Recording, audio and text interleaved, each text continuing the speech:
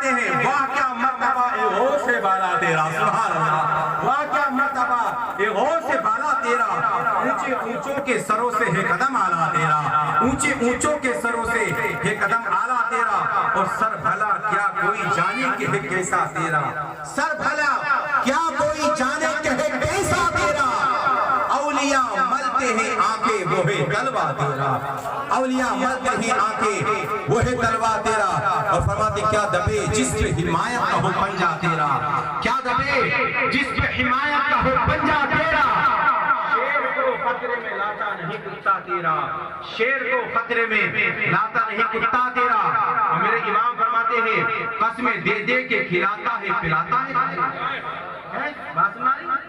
قسمیں دے دے کے کھلاتا ہے پلاتا ہے تجھے، یعنی سیدی سرکار اعلیٰ حضرت نے یہ منظر کشی کی ہے، خود سرکار غوث اعظم فرماتے ہیں جب دنیا کا بچہ ناراض ہوتا تھا، حضرت علامہ قیام الدین صاحب کی توجہ کرتا ہے، اجازت ہے ابھی شروع کیا جائے، ٹائم ہے جی، طرف پر بولیے سبحان اللہ۔ دیکھیے مجھے ٹائم دیا تھا 10:30 بجے تک، اور 10:30 بجے ہو گئے، تو میں چاہتا ہوں کہ 10-5 منٹ سرکار غوث پاک کی سیرت پر انشاءاللہ روشنی ڈال دی جائے، پھر اس کے بعد اپنی تقریر کو مکمل کر دیا جائے، ذرا محبت سے بول دو سبحان اللہ۔ فرماتے میرے امام قسمیں دے دے کے کھلاتا ہے پلاتا ہے تجھے، قسمیں دے دے کے کھلاتا ہے پلاتا ہے تجھے، پیارا اللہ ہے چاہنے والا تیرا، یعنی سرکار غوث پاک فرماتے ہیں جب دنیا کا بچہ ناراض ہو جائے تو ماں باپ مناتے ہیں، وہ کون مناتے ہیں؟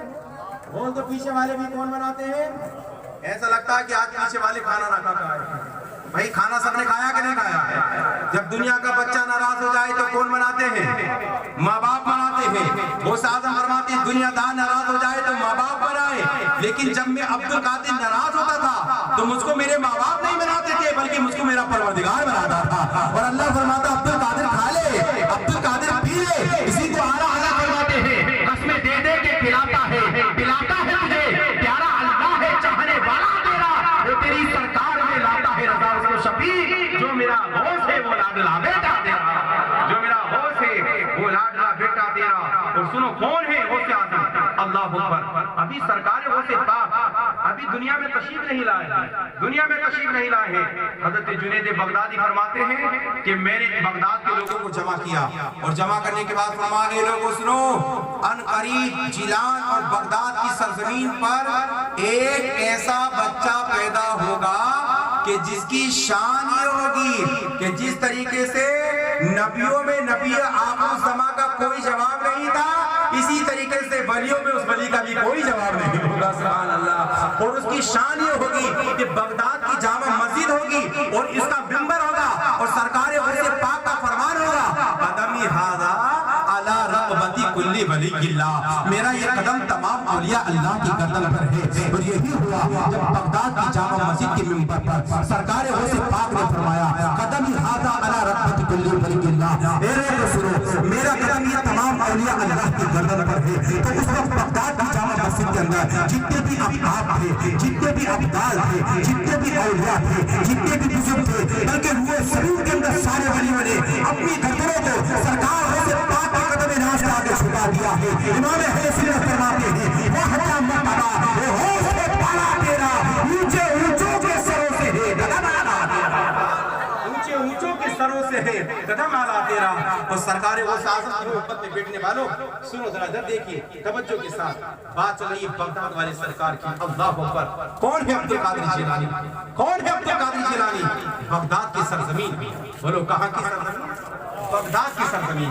اگر آپ کی سیرت پر بیان کریں تو وقت ہو جائے گا، وقت بہت کم ہے، بغداد کی سرزمین ہے، سیدنا شیخ عبد القادر جیلانی کے والد کا نام ہے حضرت ابو صالح موسیٰ جنگی دوست، اور آپ کی والدہ کا نام حضرت فاطمہ ام الخیر، فاطمہ ام الخیر، تو جس کا باپ ابو صالح، جس کا باپ ابو صالح اور ماں ام الخیر ہو تو حضرت بیٹا غوث اعظم پیدا نہیں ہوگا تو کون پیدا ہوگا؟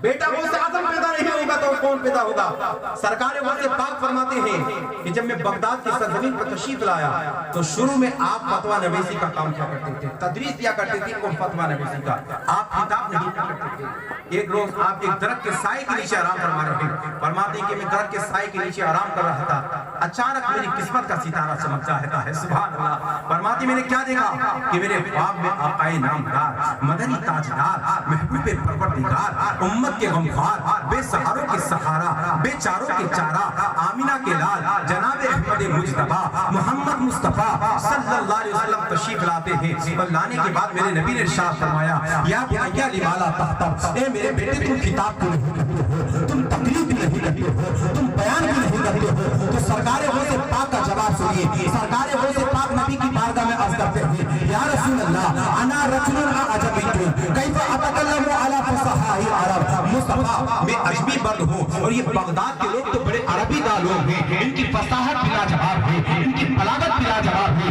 یہ کون کہہ رہا ہے, یہ مادر ذات اللہ کا ولی کہہ رہا ہے, یہ کون کہہ رہا ہے جس نے اپنی ماں کی پیٹ میں 18 پارے یاد کر لیے ہو, یہ کون کہہ رہا ہے. جب پڑھنے کے لیے جاتا تھا تو آواز آتی تھی, اے بچوں اس بچے کے لیے راستہ کشادہ کر دو, یہ کوئی معمولی بچہ نہیں ہے بلکہ اللہ کا ولی آ رہا ہے, یہ ولایت کی منصب پر فائز ہونے والی ذات آ رہی ہے. سرکار غوث اعظم عرض کرتے ہیں, مصطفیٰ میں عجمی مرد ہوں, بغداد کے لوگوں کی تو فصاحت کا کوئی جواب نہیں ہے, بلاغت کا کوئی جواب نہیں ہے. سرکار غوث پاک فرماتے ہیں, میں نے جب اتنا عرض کیا تو میرے نبی نے ارشاد فرمایا, غوث تم اپنا منہ کھول دو. اللہ اکبر کبیرہ. سرکار غوث پاک فرماتے ہیں, میں نے اپنا منہ کھول لیا. فَفَطَلَ فِيهِ سَبْعًا, تو میرے نبی نے اپنا لعاب دہن 7 مرتبہ سرکار غوث پاک کے منہ میں ڈالا. آقا علیہ السلام کی پیارے دیواروں, سرکار غوث پاک فرماتے ہیں کہ نبی کا لعاب دہن میرے سینے میں اتر رہا تھا کہ اب میرا سینہ حب رسول کا مدینہ بن جاتا ہے. میں بغداد کے لوگوں کو تقریر سنا کر بغداد کے لوگوں کے سینے کو حب رسول کا مدینہ, بغداد کے لوگوں کے سینے کو حب رسول کا مدینہ بنا دیتا ہوں. کون ہے سرکار غوث پاک؟ اللہ اکبر کبیرہ. ملت کے نوجوانوں, سرکار غوث اعظم کا زمانہ ہے, کس کا زمانہ ہے؟ غوث پاک کا زمانہ. اللہ اکبر کبیرہ. آپ کے زمانے میں آپ کے مرید کی ایک بیٹی چھت کے اوپر تھی. چھت کے اوپر اچانک مغرب کا وقت تھا, ایک جنات آتا ہے اور اس کی بیٹی کو اٹھا کر لے گیا. جنات بیٹی کو اٹھا کر لے گیا. سرکار غوث پاک کے زمانے میں اب جب لڑکی کے باپ کو پتا چلا کہ میری بیٹی غائب ہے, مغرب کا وقت تھا, چھت کے اوپر تھی. آج ہماری اسلامی بہنیں بھی توجہ کے ساتھ سنیں. آج ہماری اسلامی بہنیں جب میری جہاں جاتی ہیں تو زیادہ تر شام کے وقت وہ عریانیت کی ساری حدوں کو پار کر دیتی ہیں. اور میں نے بھی یہاں تک دیکھا ہے, حضرت علامہ صاحب کی بلا وہ کرتی کیا ہے, وہ لپسٹک, وہ کریم پاؤڈر اس قدر چہرے پہ لگاتی ہے کہ شیطان بھی دیکھ لے تو شرما کر دوسرا راستہ اختیار کرے. اس قدر میک اپ اختیار کرتی ہیں اور میری جھال میں جاتی ہے اور پھر جا کر کہتی ہے کہ ہمارے گھروں میں برکت نہیں ہو رہی ہے. میں آپ سے پوچھنا چاہتا ہوں, زینت آدمی کے لیے ہے, زینت دوسرے لوگوں کے لیے, زینت صرف اپنے شوہر کے لیے ہے, دوسرے آدمی کے لیے کوئی زینت شریعت میں نہیں ہے.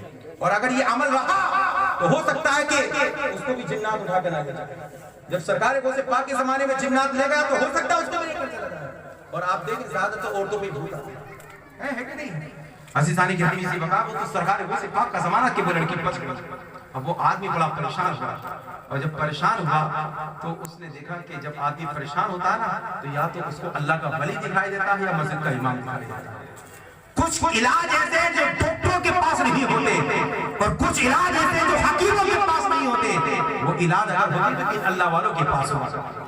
عزیزانی گرامی سی بقا, وہ نوجوان حضور غوث پاک کے پاس جاتا ہے اور عرض کرتا, حضور میری بیٹی چھت کے اوپر کھڑی تھی, اچانک غائب ہو گئی. سرکار غوث پاک تو مادر ذات اللہ کے ولی تھے, آپ نے پہچان لیا, کہا کہ جاؤ تمہاری بیٹی کو فلاں جنات اٹھا کے لے گئے. اللہ اکبر. کہا کہ حضور جنات سے بیٹی کو کیسے لے کر آنا؟ کہا طریقہ میں بتاتا ہوں. بس یہ بات سنا کر اپنی تقریر کو مکمل کر رہا ہوں, پورا مطلب طرف پر بولو سبحان اللہ. کہا طریقہ میں بتاتا ہوں. کہا کیا طریقہ ہے؟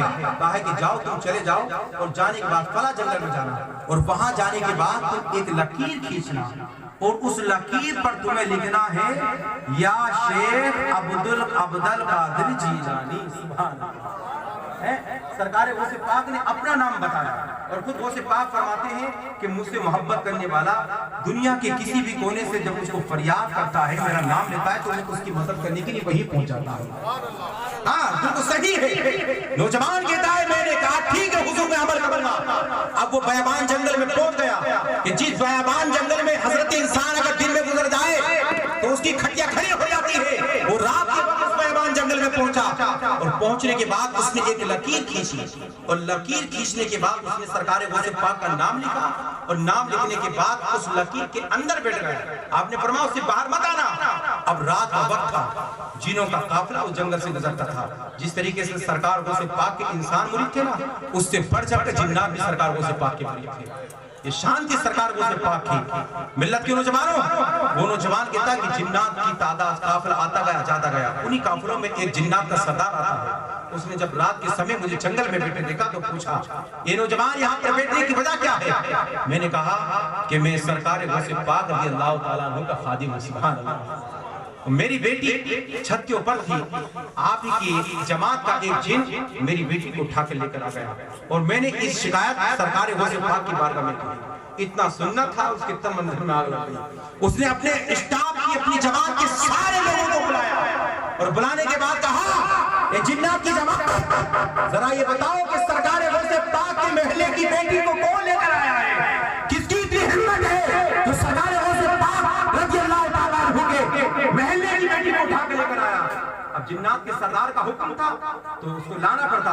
تو انہی میں سے ایک جن آتا ہے اور کہتا آقا حضور سلام ہے, میں گیا تھا, مجھے یہ لڑکی پسند آ گئی, بھاگ گئی, اس لیے میں یہ لڑکی اٹھا کے لے کر آیا. اس نے ایک تھپڑ دیا اور اس کا انتقال ہو گیا. کہا تیری ہمت کہ سرکار غوث پاک رضی اللہ تعالیٰ عنہ کے محلے کی بیٹی کو لے کر آیا.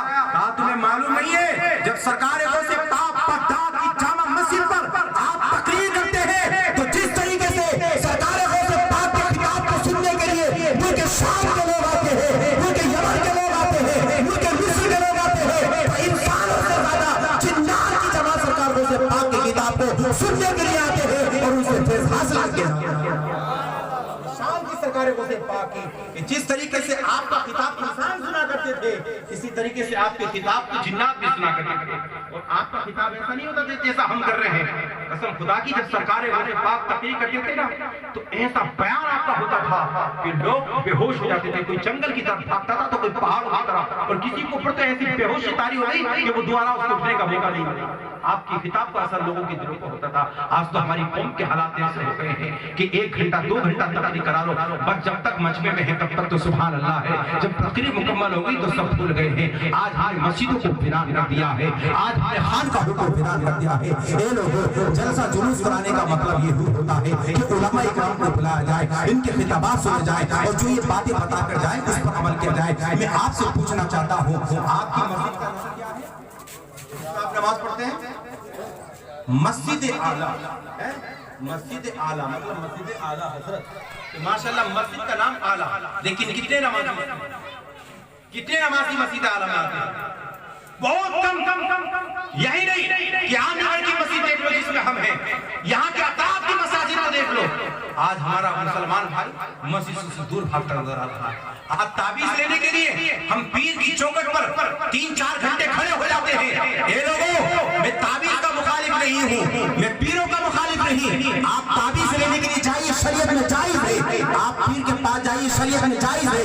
لیکن اے حضور کے غیر مسلمانوں, آپ پیر کی چوکٹ پر بات بجانا, تعبیز لینے کے لیے بات بجانا, تعبیز لینے کے لیے 2.5 گھنٹے کا تیرے پاس وقت ہے, لیکن اللہ کے دربار میں سر جھکانے کے لیے 10 منٹ کا تیرے پاس وقت نہیں ہے. یاد رکھنا, تعبیز آپ بات بولے نا, اللہ کے دربار میں اپنی پیشانی کو جھکا دینا اور اللہ سے رو رو کر گر رہا کر دعا مانگنا, الہی تو میری پریشانی کو دور فرما دے, میری مصیبت کو دور فرما دے, میرے گھر میں برکت عطا فرما دے, میرے رزق میں کشادگی عطا فرما دے, میری اولاد میں برکت عطا فرما دے, میری عمر میں برکت عطا فرما دے, مجھے غوث و خواجہ کا صدقہ عطا فرما دے. رب کعبہ کی قسم, ابھی تمہارے ہاتھ دعا سے نیچے نہیں گریں گے, ایک سجدہ کرنے کی بنا پر اللہ تیری دعا کو قبول فرمانے والا.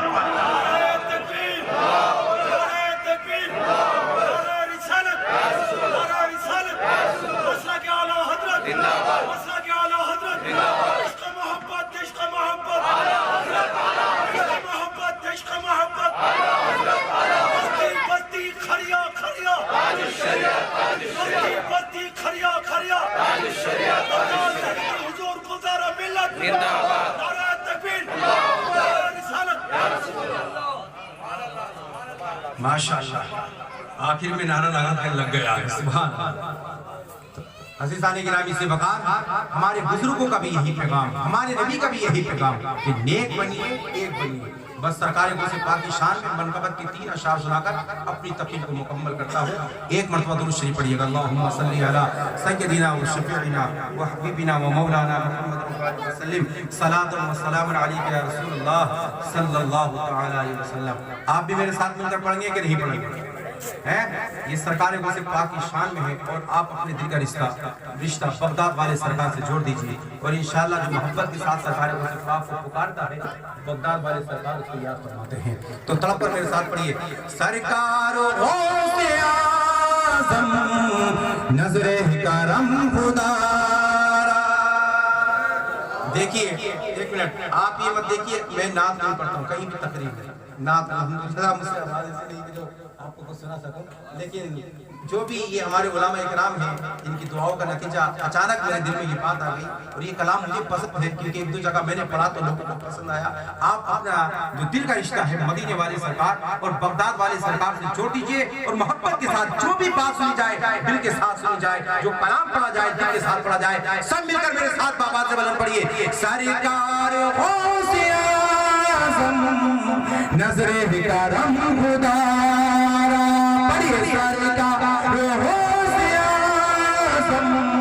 نظر کرم خدا